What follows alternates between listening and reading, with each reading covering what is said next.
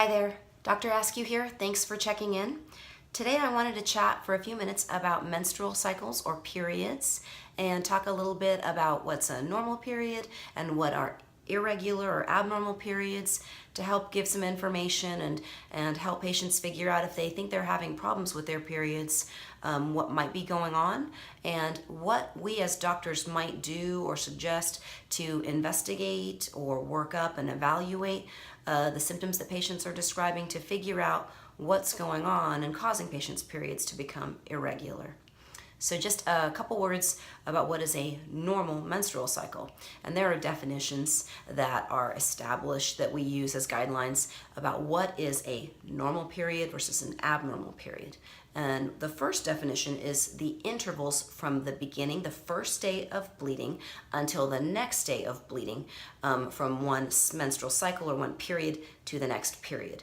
And the variation between those time frames, it can change. What's considered normal is from 3 weeks or 21 days up to 35 days. So it is considered normal for women to have a little bit of variation. So if you're not on birth control pills or some kind of hormonal management or something that's suppressing your cycles, then it can be normal for you to have some difference. Maybe one cycle is 28 days apart, and then it can be 32 days apart, and then 27 days apart.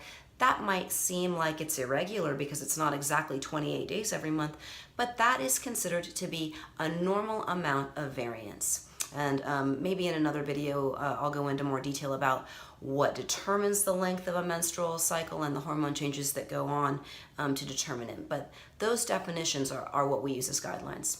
Now, if you have changes, if yours were always like a clock and then all of a sudden they've begun to become different, then we always are happy to talk about and investigate what might have gone on in your life to affect the differences. But for patients who are getting periods every 2 weeks, who are skipping more than 2 or 3 months at a time, then those are clearly abnormal cycles, and something may be going on to be causing it. The things that can contribute, there can be hormone imbalances related to how long it takes a patient's body, a woman's body, to mature an egg and then release that egg or ovulate. Those signals and changes are critical in determining when a woman has a period or if she has a period. And then our hormone production and our estrogen production is what causes the lining inside the uterus to thicken, and then that lining sheds. And so how much hormones we're producing is a variance or a factor that determines how heavy, how much blood and tissue is lost with each menstrual cycle. Now, it is considered abnormally heavy or long for a period to last more than 7 days.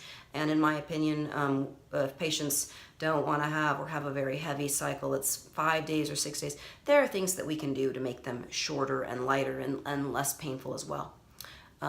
Pain with menstrual cycles is a subjective description, but absolutely, if women experience a lot of pain that's requiring them to take lots of medications with every cycle or miss days of work or school with every period, then that's abnormal. And again, there are treatments, therapies that we can prescribe to help decrease the pain, hopefully get it under control. And sometimes there are causes underlying it, maybe cysts, maybe endometriosis, maybe fibroids, other things going on inside the body that could be addressed, possibly corrected to decrease or help with the pain.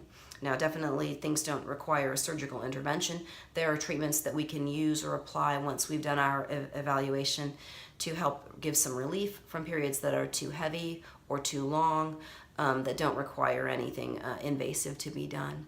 But that's a little bit of guidance about what most periods should be doing. And later on we can talk more about what goes into determining those things. Hopefully I'll have some pictures and graphics and things to help illustrate it, because a picture is definitely worth 1,000 words in this case. Now, some of the things that we can do to help patients who have irregular time intervals in between their periods, or if they're too heavy, the most common, easy thing that we can offer patients to fix it is a birth control pill, which will artificially regulate a woman's menstrual cycles. And for most patients, if the pills work properly and do what they're supposed to do, they will make the periods very light, much shorter, usually very predictable, and help decrease the pain that women experience with their periods significantly. for women who can't take a birth control pill or don't want to take a birth control pill. There are other treatments. Several of them are birth control methods. For some women, something like a Mirena or a hormone-containing IUD can help lighten the amount of blood that they lose significantly. If that's an option they're interested in, that might be something that will help a lot with the bleeding, possibly with the pain also. Pain medications can be prescribed or can be used over the counter, depending on how much pain women experience and how severe their symptoms are. There's also a very nice medication that I like to prescribe for patients called Lysteta that kind of works to augment our body's blood clotting ability that women only need to take during their period. And this medicine's nice. It's you don't have to take something every day, and you take the medication 2 pills every 8 hours for up to 5 days during the heavier days of the period.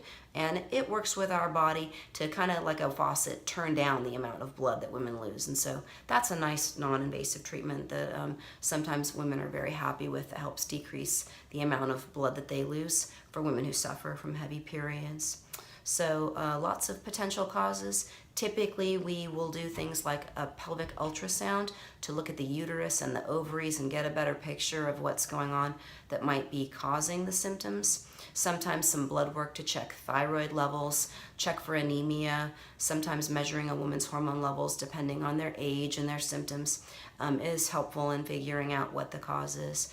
But there are things that we can do, invasive and non-invasive, to help control heavy and painful periods for patients who suffer from that condition. Thanks for checking in.